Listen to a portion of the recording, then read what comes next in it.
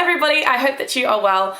One of the biggest concerns that people have before they go traveling solo is, oh my god, what happens if I don't meet anybody and how do I make friends? Despite the fact that everyone who has been and done it says, you'll be fine, I met my soulmate on day one, blah blah blah, you just look at them like, how? That seems so unlikely. How do I find these future friends and how the hell do I approach people without seeming like an absolute creeper? First of all, don't worry, this is the same question that everyone has before they go, and I even still get nervous when I know I'm going to be going somewhere new for the first time and I don't know anyone. This feeling can be a real confidence knocker and make you doubt yourself as to whether you're even ready for this trip. But every time I go, no matter where it is, no matter how worried I was before, I always seem to meet some friends who are fun to hang out with. Not everyone's going to become a lifelong friend, and that's totally fine, but just finding people to share experiences with and just people to talk to are what it's all really about. Now, you will find yourself meeting people in the most unexpected places. I met a guy literally on the border crossing between Mexico and Belize. He was fun. I made a couple of friends at Tehran airport when we were all sitting on the airport floor together wondering where the hell our passports had gone. I wasn't even looking to make friends at these times, but sometimes it just happens. So yeah, you really can't predict the situations, but there are a few things that you can do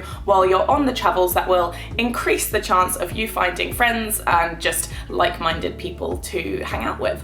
So first of all, stay in hostels. This is your biggest shot. People tend to be the most sociable in party hostels, but honestly, you can stay in any and you will still meet people. And within hostels, the easiest place to meet people without any effort is in your dorm room. I actually recommend staying in a bigger dorm room because not only are they normally cheaper, but you're more likely to find someone who you will get along with. So when you first arrive in your room, if there's people there, introduce yourself, say hi, ask where they're from, ask what their name is. And the key thing here is to actually remember what their name is. That may sound silly, but it's so easy to forget. Everyone forgets. A backpacker's biggest excuse is, I'm so sorry if I forget your name. I have the worst memory. Everyone says that. You will probably end up saying that, but for the sake of making friends, do try to make a special effort to actually put their name in your brain so you remember them for next time. And it's a really easy way to impress them later on when they've forgotten your name but you still remember theirs. And further on from that, whatever you're doing that day or maybe the next day, try to always invite your roommates along if you can, whether it's 5 of them or 1 of them. And whether you're going out to get groceries, going to the beach, going out for breakfast, or just going for a wander and explore, chances are that they'll be thrilled that you ask them. Whether they say yes or no as to whether they can or not, they're much more likely to invite you along to the next time something that they go and do something fun, or just anything really. And if it crosses your mind that there's just 2 of you and you're worried that it might feel like a date, don't worry, it won't. I don't know what it is about backpacking, but you could quite literally meet someone, go for a candlelit dinner with them,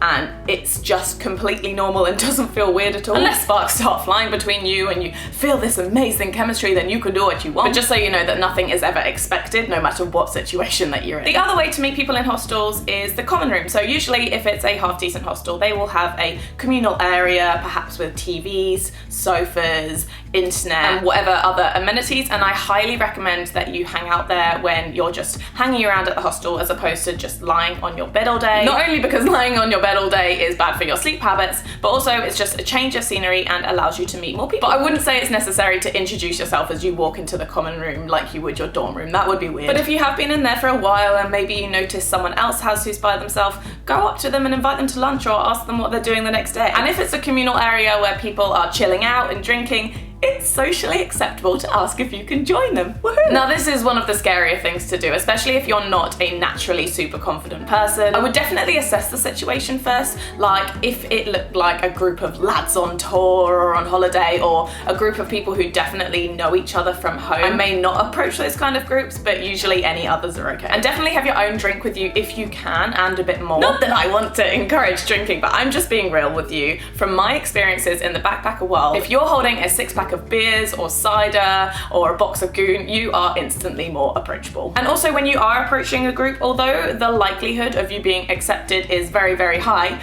don't expect it. As in, don't be just sitting down next to them as you ask them, because they'll be a bit like, what the hell, who are you? Ask them to join them in a normal and polite tone, wait for their response, then sit down and introduce yourself. Unless they say no, and then just awkwardly walk away and cry in the kitchen. I'm kidding, don't do that. But the kitchen is another really good place to strike up conversations with strangers, like, hey, good looking, what you got cooking? Anyway, lots of hostels also put on their own free events, like group trips to the beach, free Pancake Mondays, Thursday night quiz night. All of these are really good to get involved with if you see that they're on, not only for a good time, but also to meet some new people. And other than that, just going on trips and tours, something like a multi-day hike or maybe a day boat trip, and even better if the tour or trip is affiliated or sold by the hostel, because the likelihood of there being other like-minded backpackers on there is very high. And other than that, who knows where you'll be meeting people and making friends. Could be on public transport, at the airport, in the ocean, at the bar. Honestly, it's just normally when you least expect it. So my actual biggest tip for the purpose of this video is to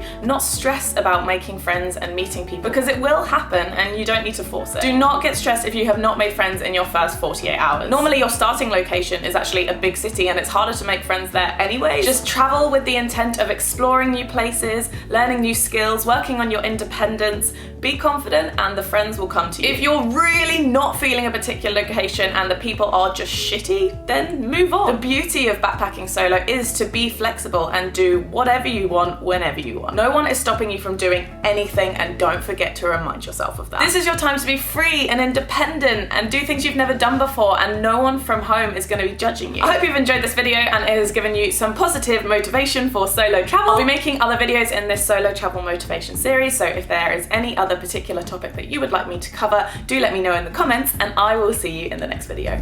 Bye!